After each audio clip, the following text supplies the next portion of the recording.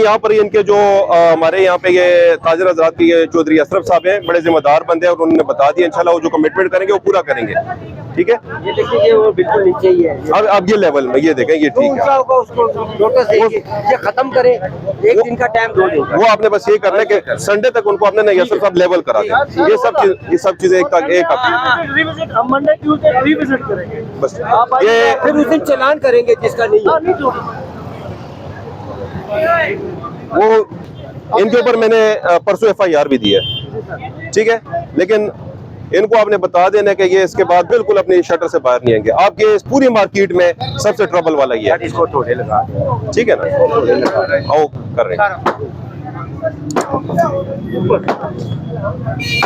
जिस तरह भाई एक नोटिफिकेशन जारी करते हैं ना शाम को सब नहीं वो तो करते हैं, वो तो फिर हमें खुद साथ साथ चलना पड़ेगा यार, ये आप बराबर है, ये बाकी हम सब हम मिलकर कराते हैं। बाकी हम खुद कवर करते हैं।